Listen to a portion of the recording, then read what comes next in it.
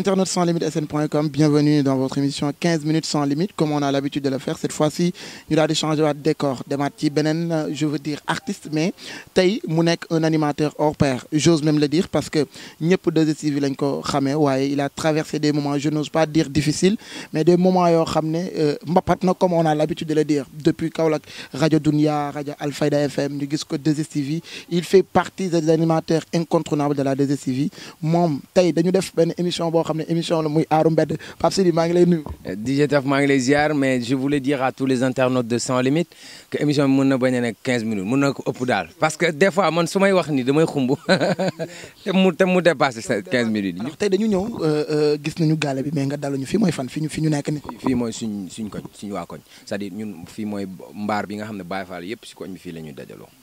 xam nga ay ndaw bu ñu nekkee si koñ dafay am lu ñuy woowee ay tendance ñun fii ñu dëkk dafa jàkkaarloo géej gi ñu bëri dañuy bàyyi seen ay yeneen site si koñ yi ñëw fii di fi tux ay yamba wala di fi def naka sudul noonu wala di fi indi seen ay gel di fi bëggee ñun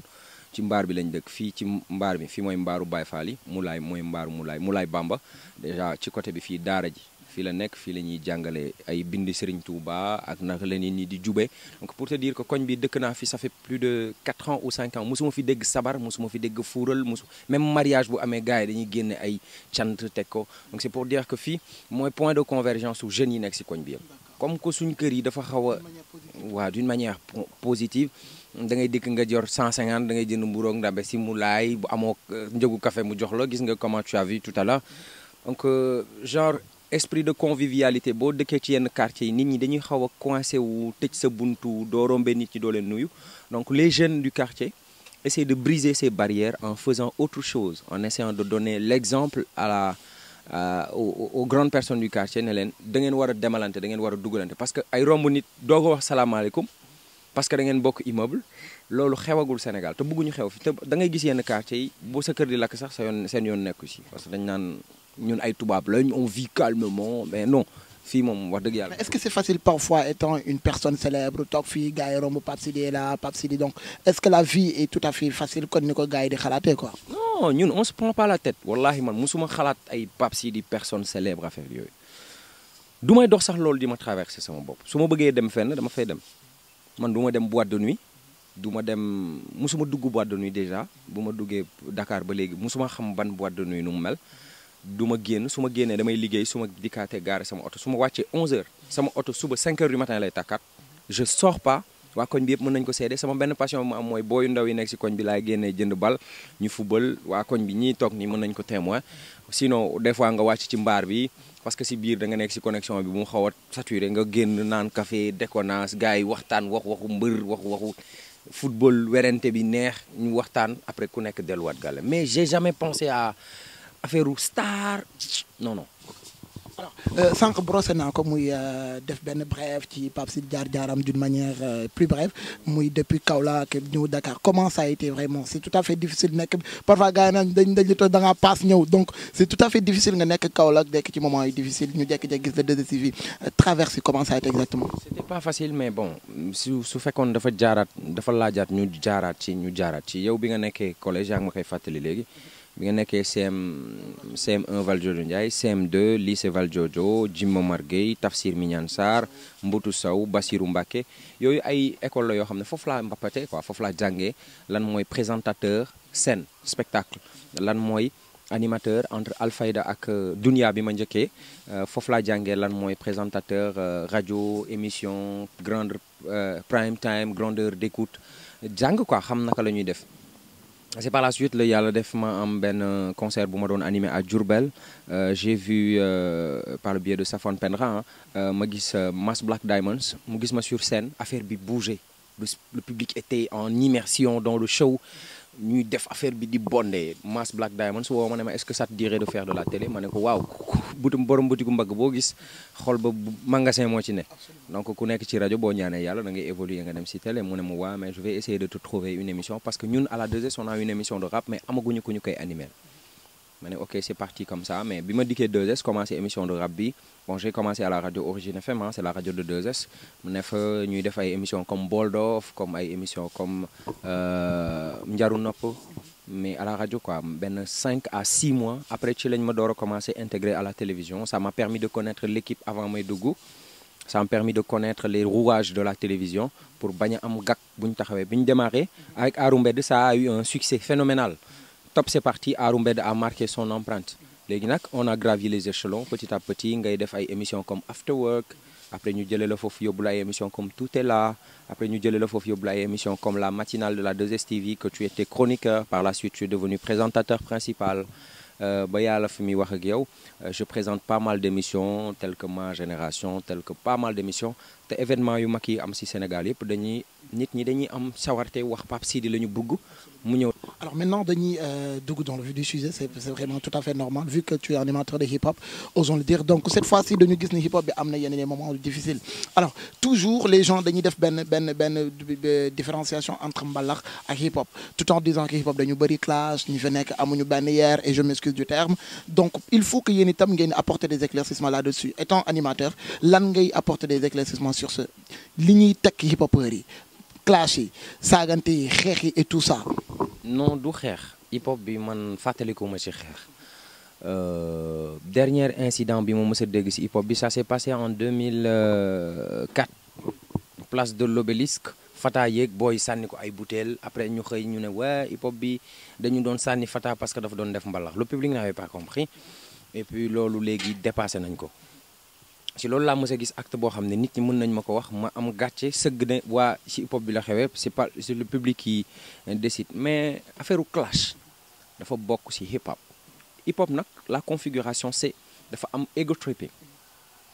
maanaam tagg sa bopp ni mbër ñi di def bu ñuy dem ci làmb ja Mor Fadam maa ko daan Manga maa ko daan Tyson maa ko daan Balla Gaye ainsi de suite bàkk sa bopp noonu mu amee léegi nag dafay am ñoo xam ne dañuy jël fi nga bàkk sa bopp ñu dëpp fa xaxar la clash la mais de manière vraiment mbedd quoi ñun société bu xaw a entre guillemets on fait des choses mais on ne veut pas qu'on le dise kiy jàngal menuisier sa doom saaga bi gën a ñaaw la koy saaga emprunté yi seen ak chauffeur yi ñoo dàq saagante coxeur si ñoo dàq saagante te saaga yooyu ay saaga yu impositif la mais boo gisee hip hop bi dañu jël genre aspect yu négatif ñu jël ko transformer ko en quelque chose de positif par exemple fou malade nit ku dof te feebar bu demee bay mun wax dëgg yoo xam ne ku ko dégg fatt say nopp ndax dafay tàng c'est-à-dire le fou marginalisé par la société devient quelqu'un d'assez intéressant un tchat de la maison c'est censé être réew indiscipliné il vient avec cette casquette de tchat mais pourtant il véhicule des vérités absolument intéressantes léegi nag le clash c'est quelque chose qui existe dans le hip-hop mais ça reste dans le hip-hop parce que dafa bokk ci ay chartes hip-hop mais moo tane mbalaxmaan yi li ñuy defante mbalaxmaan c'est la seule personne qui est capable de venir vers un autre mbalaxmaan de lui chanter ses louanges tagg ko yëg ci seenam wax ko lu baax bu paree indi na sunguf wala mu indi ay saafara diw di yàqante di jëwante c'est frontal en fait c'est de man to man góor ak góor la bu ñuy waxante lu metti sax nañ ko waxante buñ ci paree ñu dem bu ñuy defante suñu yooyu ci biir hip hop bi ku comprendreul maandul parce que boo duggee ci hip hop bi nga clash keneen ku bokk ci hip hop bi jaarale ko ci ne hip hop bi dañu mal civilisé hip hop bi yëpp ay àndandoo song la parce que ñun suñu biir on se comprend mais keneen ku ci bokkul dugg ci dañ lay defaral affaire. mais même si c'est la culture du hip-hop parfois nga gis ñaar ñoo xam ne itam bëri na après vous avez après di nga ci wax lu ci mel ni Dip Doundou Guiss li ci mel ni Omzo Dollar Kaana Bass Ngaaka Blindé mi nga xam ne ñi ngi ñaan yàlla mu génne foofu mu nekk après dinañ ci ñëw bu baax a baax donc est-ce que gisoo ni loolu tamit ñoom parfois seen yenn clash yi c'est malsain quoi. Daddy Bibson ak Xuman frère ennemi la album boobu tuddoon ba tey album jaayaatul lu ëpp loolu. nit moo bëgg lu sensationnel dafa am benn marketeur norvégien bu ne ñetti yi day jaay sexe ñetti S day jaay sexe sang ak sens sexe sang ak sens day jaay boo ko ci boole rek day jaay Dip Omzo Akhlou Brick wala Canabasse dara xewul seen diggante lu graaw c'est quelque chose de vraiment très très petit ñoom dañu civiliser sax ay clash parce que seen clash yëpp moom mooy yow defoo fi dara xamoo dara li ngay sol baaxul li ngay nangam et puis c'est vraiment de bonne guerre le hip-hop sans le clash du baax dafa am benn waykat bu tudd je veux pas nommer le nom mais dafa wax ne mon papa est un gangster par exemple mun naa wax turam ñëpp xam nañ ni Carlou D la mon papa est un gangster hip hop bi dañuy jóg clash ko parce que bu ko hip hop bi clashul Carlou D wax mon papa est un gangster bokkul ak suñu culture réew ñuy uññu suturay waajur ndax yonent bi daf ñu digal ne bu sa yaay dee naan sàngara jëndal ko def ko ci mbuus ba mu am li mu ci bëgg nga sàng ko sutura boo waxee mon papa est un gangster bu amul ku jug clash kooku pour wan ñeneen ñi ne waru leen def lii booy bu ko gën a ko mooy ñëw ne sama yaay day jaay boppam pour jox ma lekk. Le clash des fois il nous aide à alerter et à freiner un fléau qui pourrait partir. Nix, Fata, Nubian Madi ak je pense ñoom ñoo defoon benn genre coopération bu tuddoon Raga Dundum Rum di wan ay jigéen yu sol ay bikini yi nekk si ay plage bi clash bi dalee la boo yëpp xam ne kon gars yi lii baaxul waruñ ko def donc le clash des fois c'est très important dans le hip-hop parce que suñu ko deful rek daf ñuy permettre ñu dem directement au mur li valable feneen valable fii donc le clash c'est quelque part très utile. Alors on va changer un tout petit peu les questions pour venir toujours dans le milieu du hip-hop rap mbalax gars yi parfois gis nga ñi ciy clash ñu bëri Fata ñenn ñi tamit ñi ci clash Carlou D parce que dañuy rap la ñuy wax mais mbalax la ñuy def alors que étant animateur lan nga mën a juger là. Les musiques du monde ont les mêmes compositions le do ré mi fa sol la si le hip-hop est une musique à la base carrée c'est une musique boo xam ne dafay am battement par minute bu 90 en général mooy beatu underground léegi dafa am grosse caisse claire am charlet léegi li ñuy bañ moom mooy mu bañ a nekk lu pair par exemple mbalax c'est ternaire 3 temps la rëggi jag boo ko dugalee sax des fois ci machine danaa la mënuma ko calculer parce que ça nous est tellement propre ñun dañu juddoo ci dëkk bu tudd Sénégal boo nekkee xale boo juddoo dañ lay ngénte mbalax booy am jabar mbalax boo duggee néegu góor mbalax boo demee ca làmb ja mbalax instrument boobu mooy suñu instrument li président Léopold Sédar Senghor doon wax naan enracinement puis ouverture dafa am beneen culture boo xam ne japonais yi chinois yi anglais yi américains yi ñi dëkk Pout ñoo ko bokk nuñ koy defee muy hip hop beat basse mélodie léegi nag bu fekkee ki nga xam ne moom mooy composer musique bi am na intelligence su ne day dindi batterie puuf ki tak puuf mu dugal fa tak ki tak puuf tak mu jël sabar tëgg ko mu def loolu te mu bañ a dénoté wu ci coloration bi nga dégg ko te doo ko mën a comparer ak sound Wally Seck excusez-moi doo ko mën a comparer ak sound Wally Seck là tu peux te dire que tu as pris les supports de ta musique nationale les instruments de ton pays que tu as panachés pour que mu jox la benn musique bu homogène boo xam ne bu ko américain bi déggee dina ne am naa lu bees lu jógee Afrique moom moo des ci grenier musical bi indo yi utiliser nañ seen bos fu nekk utiliser nañ seen bos mais Afrique moom moo dese musique bu rythmé bu ternaire bu jafee jouer jazzman yi comprendre wuñ ko ñun ñoo ko comprendre ñun ñoo war a mën a jël loolu ñu exporter ko. c'est vous êtes d'accord que ñoom ñu def rap mbalax. mais bu mu dénaturé du rap mbalax lay doon day nekk rap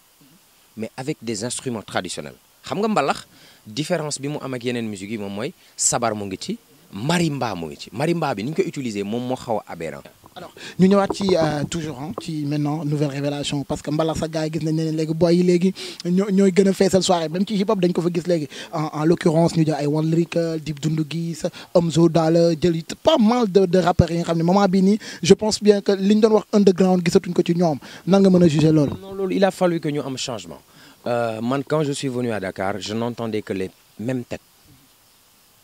mais avec une émission qui vient de débuter du rappeur yëpp ngay woo ñu ñëw. du rappeur yëpp ngay woo ñu ñëw mais ñun Arru Mbed on s'est dit bu ñu def li ñëpp di def Aziz Coulibaly il était là il a fait son travail d'animateur Jules Junior yàlla na ko yàlla yërëm il a fait un travail remarquable ñun lan la ñu mën a dolli ci hip hop bi dañuy seet ñi nga xam ne ay booy lañ ñu ngi door a ñëw kenn xamu leen ñu tendre leen la parole ñu dem ci ñoom wane leen def leen ay star pour que génération bu bees bii déglu rap ñu am fu ñu référé wu Dip Doundou Guiss Arru Mbed Akhlou Brick Paradise Arru Mbed Elzo Jamdong Arru Mbed Ngaaka Blindé Arru Mbed ainsi de suite ainsi de suite ainsi de suite te chaque jour Arru Mbed wan la benn booy bu bees c'est-à-dire choix bi dafay large ci booy yi nga xam ne ñoom ñooy déglu rap léegi ba dañuy fàtte ne am na rapport yu yàgg yu fi nekkoon et ce qui est bien parce que booy yooyu dañu comprendre ne mun naa la définiral hip hop Sénégal ci 3 générations première génération bi moom mooy ñoom Awadi ñoom Mbacke Dioum ñoom MC Lida ñoom ci ay HLM lañ dëkkoon ay nit ñoo xam ne dañu nekk ci ruq yu chic bokkul ak États-Unis si géro la rap judo Sénégal fii ci ñu aisé la rap judo ñooñu seen programme moom moo nekkoon fexe ba rap am place ci société sénégalaise ci musique sénégalaise ils l'ont réussi ñoom grand yi ko démarré après mu des ay kër gi ay Maxi Crazy ay Dari Bibson ay Fata ay Gaston ay Djili Bagdad 5e underground ay Simon ñooñu seen programme moom moo nekkoon fexe jëlee rap bi ci bërëb yu chic yi yóbbu ko ci géro bi yóbbu ko ci région yi ils l'ont réussi à 100% léegi nag booy yi ci des dañu tombeek génération xarañteef faaw ñoom seen xarañteef jël rap bi dugal ko ci téléphone yi te téléphone bu ne ci kër lay fanaan te téléphone bu nekk mook boroom ñooy nekk nii tout le temps il faut que l'artiste que l'on vend aujourd'hui soit un artiste de marque boo xam ne booy dañ koy bëgg su defee concert entre 10 000 grands théâtres Wally def entre 10 000 booy dem si concert wu booy hip hop bi parce que egg nañ si level boobu parce que booy léegi seen xol yi hip hop bi dafa am place comme ni fa yeneen musique yi amee place bu njëkk ba on avait pas ça gis nga nit ku nekk say influence ñun des fois dañuy nax suñu bopp torop on pense que nit ñi dañuy yeewu jàpp 2S après jàpp TFM après jàpp Sen TV loolu mag ñee koy def ñu bëgg a déglu information booy bu ñu xëyee dañu jàpp 13 TV booy bu ñu xëyee dañu dem seen internet dugg YouTube xam nañ lu xew ñoo la gën a nekk au diapason de ce qui se passe léegi bu ñu gisee ne loolu di am feneen Aya Nakamura di ko def OMG mu ngi koy def Sénégal MHD li muy def Dip Doundou Guiss mu ngi koy def Sénégal Kendrick Lamar li muy def Is 814 bit mu ngi koy def Sénégal mais booy ils se disent waaw mais gars yi ils sont intéressants dañuy dem follow leen. alors tey nag ñu dañuy changer waat yeneen question cette fois-ci je vais rentrer un tout petit peu étant Kaolack quoi nga màggandoog waa kër gi de Kaolack waa kër gi ñu gis leen ci benn mouvement je vais pas dire ñoom kër gi ñoom Simon ñoom seen secrétaire je sais pas le journaliste là Fadel Barro le mouvement Y en a marre est-ce que vous êtes d'accord ñoom si seen décision vous êtes d'accord si seen décision et mouvement bi ñu déroulé muy mouvement Y en a marre. Je suis d'accord avec Y'en a marre je me suis battu à côté de Y'en a marre en 2011 ci affaire u ticket présidentiel bi bokkoon naa ci ñu doon xeex mais man bokkuma ci mouvement Y'en a marre mais j'épouse catégoriquement le combat de Y'en a marre parce que je me dis que ndaw bu ne ci réew bëgg a wax nañ ko bàyyi mu wax y a trop de pression dans ce pays dama gis bërki démb benn xale bu taxaw di clash Macron président France Macron ne ko je ne suis pas d'accord avec toi xalaatuma li nga xalaat waaye dinaa xeex sama àdduna yëpp pour yow nga mën wax li nga xalaat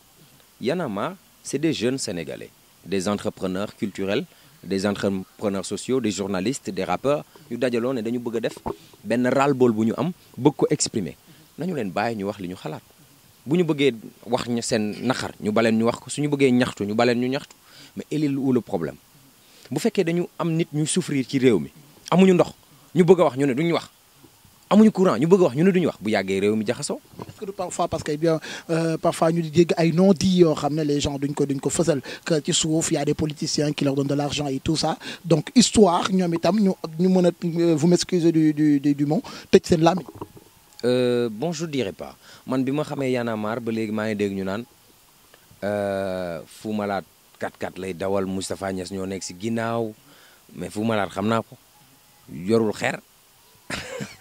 mais c'est-à-dire ils ont des programmes yoo xamante ne dañuy dem ci ay organisation yoo xam ne ñoom ñooy financer état bi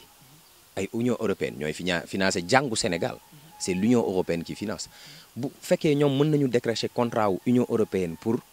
dem wax ak sa député wax ak sa maire je pense pas que mu war a nekk lu problème léegi pourquoi vouloir dire à ces jeunes noppi leen parce que politicien moo nekk seen ginnaaw sénégalais booy wax lu ko arrangé wul dina la utal sikk bi njëkk da lay jiiñ dafa am ku nekk sa ginnaaw c'est comme si ñun amuñu xalaat waruñu wax su ma génnoon tey ne dama xalaat ne nangam mais li ma wax arrangé wul pouvoir bi dañ naan ma est-ce que du opposition bi moo nekk sa gannaaw bu ma génnoon ne opposition bi defu leen fi dara noppi leen bàyyi leen président bi ñu liggéey ñu ne ma président bi moo nekk sa ginnaaw c'est-à-dire on nous prive de liberté d'expression c'est la chose la plus minoritaire en termes de démocratie c'est de laisser aux gens le soin de dire leurs pensées mais librement mais quand même dans le respect.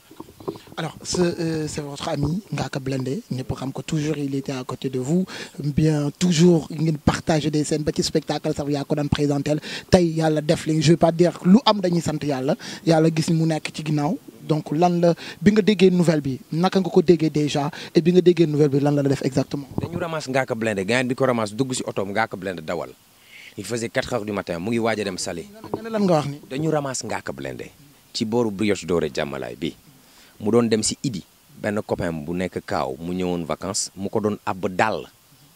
mooy comme dàll yi nga xam ne moom la ñuy boole costume parce que Ngaaka amul dàll boobu ay dàllu hip hop la am comme man mu koy àbb dàll ak benn montre Rolex pour bu solee costume affaire bi nice mu coordonné ak Horatio ne ko maa ngi Saly di la xaar. Horatio comédien dafa waroon a jouer cogg Kouthia ak Saneex parce que ñoom ñoo waroon a yor faux billet yooyu sànni ko ci piscine bi di ko taalee cigare autant pour moi parce que faux billet yooyu comme machine yi ñuy photocopier ak papier yi ñuy defee suñu journal yi la ñu defaree faux billet yi dañ ko photocopier recto verso mu jël xaalis bi teg ko ci tableau de bord bi gars bi ko ramasse ne ko kaay ñu dem nga déclarer ko parce que moo gën a wóor mu dem di ko déclarer bi mu demee di ko déclarer ñu ne ko non commissaire il faut nga bàyyi ba mu ñëw pour moom mu mën la jox affaire bi ñu ko déggee à la minute dañu ne man damay teel a yeewu ma ne loolu de du yàgg ma dama waroon dem ràjji benn copain Ngaaka ne ma jarul ñëw de Ngaaka léegi mu génn ma ne ko ok maa def émission matinale ba pare site internet yi Ngaaka Blindé arrêté à la police des Parcelles Assainies pour faux billets pour usage de faux pour tromperie toile bi commencé enflammé wu petit à petit information bi di jub ba autorité yenn yi jot ci ne affaire bi il faut ñu tirer ko au clair moo gën ñu koy bàyyi muy dem loolu moo indi teewu Ngaaka Blindé mais dafa waroon dem tourner ji clip bi Horatio bi ñu ko nee Ngaaka Blindé du ñëw vers 16h la door a jógee Saly Saneex moo waroon a jouer rôle ku am xaalis yor ci ay faux billets di ko sànni si piscine bi ñu toog ba mu yàgg benn ndaw su dëkk koñam ñëw 3e jour bi ñu war a mën a libérer Ngaaka Blindé parce que dem nañ kër Xaadim bi doon photocopier affaire bi étudiant la imprimante lañ ko fekk mu yor di si imprimer ñu fekk fa 33 000 francs faux billets 5 000 mais daf ko photocopier affaire bi noir mu sànni ko fa papier bi mu ko photocopier woon dagguñ ko sax mu sànni ko fa génn gars yi bi ñu jigee këram di xool ndax perquisition ndax am na machine photocopie lañ fa fekk ñu bàyyi ko fa jël ko ne ko yow it kaay comme si nga bokk mais li gën a adoucir li gën a aggraver situation bi te nit ñi jot si mooy benn ndaw bu yor nee na yaay yee wari nee na Ngaaka Blindé moom dafa ñëwoon ci wariyam di yónnee 100 000 jox ko 85 000 xaalis bu baax li ci des xoolal Sénégalais ni mu bonee des fois da ngay tu te poses mais lan moo tax nit di soxar 85 000 mu des 15 000 mu ne 15 000 yi faux billet la. mais est-ce que am nañ la justice am na chance dem découvrir est-ce que ba faux. xaaral ma wax la bi mu ko waxee police dañ ne ko da ngay porter plainte ñu ne waaw mu ne ko léegi demal nga indil ñu faux billet boobu mu la joxoon wala nga indil ñu wari bi traçabilité wari bi nga yónnee woon pour Baba Ndiaye bu fekkee wari boobu existé ne rek demal nga indi ko ndaw si keroog lañ ko gëj a gis. billahi sur le Saint-Coran pour te dire comment les gens sont mal intentionnés il y a des gens dans le hip-hop le fait que Ngaaka Blindé nekk si gel bi bugguñ ci wax parce que dañ naan non su ma si waxee bu subaa est-ce que keneen du def leneen ma bëgg si wax du ma am possibilité wax si mais loolu du dëgg xam la mooy dëgg booy bi juum na parce que xamul woon ne faux billet ñun ñaata yoon lañ dem taxaw ak suñu gel booru géej di fóonante attentat à la pudeur la bu ñu la ci jàppee dañ lay tëj xamuñ ko on n'est pas éduqué judiciairement ñaata yoon la gars yi dem concert wala ñuy dem nga gis taximan bu mbappoo jam wala gourdin parce que danaan self défense la pour au cas où bu ñu ma attaqué ñaata nit ñooy dem stade yóbbaale paaka parce que dañ naan booy bu ñu paree dañuy def small mais loolu yëpp bu ñu la ko jàppee arme blanche la dañ la war a déférer mais yoon daf ko bind ci article réew mi la bokk dañ ne faux billet boo ko yoree ci diggante bii jëmale ko ci diggante sàngam wala nga nar ci produire benn quantité bi da ngay dem nga laaj autorisation Ngaaka xamuloon loolu Ngaaka la si game bi xamu ko il a fait ñu jàpp ko si léegi nag bu ñu la jàppee ba yóbbu la def la mandat de dépôt juróom benn weer lay durer 6 mois ci biir juróom benn weer yooyu dañuy xool ndax li nga wax am na ou pas am na ñu def ay témoignages am na ñu ñëw indi ay contenu groupe WhatsApp bi ñu doon waxee pour clip boobu parce que dañ ko créé woon acteurs yi si bokk yëpp mu naan waaye war ngeen dolliwaat faux billet parce que lii bu ñu ko tasaaree si piscine bi rek xaalis bi jeex ñu ne nañ photocopier waat ay ñaari paquet kii mais pour photocopier loo léegi li waral Ngaaka Blindé 6 mois yi bàyyi wuñ ko moom mooy chambre criminelle plus de 380 personnes ñoo fa nekk te chaque 1 mois 16 personnes le juge bi di déglu àtte leen bu fekkee dañu deful dara mu libéré leen bu fekkee def nañ dara mu door leen daan 15 jours bu nekk dañuy jël 8 personnes yóbbu leen chambre criminelle jugé leen 1 mois ça fait 16 personnes 8 fois 2 ça fait 16 léegi imaginel nga bokk si 280 nangam personnes sa tour bu fekkee yaa mujjee ñëw mais Fall di nga xaar presque 1 an am na ku ñu tëj Thiès 12 ans mu ngi nii attewuñ ko ñun bu ñuy ñaan njëkk mooy pas Ngaaka dafa def dara ñun xam nañ ne moo ko def nañ ko baal mais Ngaaka dañuy ñaan njëkk ci li mu def tëj juum ñu dimbale ko atte ko bu fekkee yoon daf ko war a daan mu daan ko comme ni sénégalais yëpp bokkee même yoon bi su fekkee sénégalais yi dañu gis ne Ngaaka deful dara ñu jébbal ko ay mbokkam mu est-ce que moment bi am ngeen ci des informations claires concernant ci moom est-ce que ñu ngi koy waaj a atte tout ça. waaw dafa amoon opération bu mu defoon parce que dafa lekkoon dara ci biir kaso bi affaire bi def ko intoxication alimentaire bu mujjoon nekk mbir mu dul rees def nañ lu ne mais dañu ko yóbbu l'hôpital en ce moment mu ngi kaso mu ngi pavillon spécial bu Dantec foofu lañ ko opéré foofu la nekk en ce moment nekkul sax prison mais daal ci li ñu jot a for ci weewu béy mooy juge bi nee na Ngaaka dina taxaw le 4 septembre maanaam bu ñu tabaskee ba noppi weer wi ci topp ñeenteelu fan ba Ngaaka dina taxaw jàkkaarloog 6 bi ñu déglu ko xool ndax lanu koy toppee moo ko def bu fekkee moom la te à coup sûr du moom ñu delloo ko njabootam mu delluwaat ci liggéeyam. alors chers internautes c'était Pape Sidy Fall animateur de la 2STV tey ñu waxtaan ak moom sur beaucoup de choses je pense que def nañ aaru mbedd def nañ tout est là def nañ ce matin def nañ beaucoup d'émissions aujourd'hui ci 15 minutes sans limite et ça a été vraiment plaisir de l'accueillir mais sa pain bi doo ko jeex. ah non pain bi ay weñ yoo nekkoon man gis naa weñ yu yéeg si kaw pain bi nii mel na ñu doon sëy te mën nañu am doom si mburu bi loolu wóoruma ko daal ma lekk fii sama biir bi am doomu weñ. Pape Sidy tàggatoo. maa ngi leen di béggee les internautes de Sans Limite c'est un plaisir. DJ Taf merci beaucoup yow tamit ci déplacement bi ak sa équipe maa ngi leen di gërëm bu baax di leen sant di leen wax ne changez de rien restez comme vous êtes on aime le Sénégal comme ça. merci beaucoup c'était Pape Sidy Fall.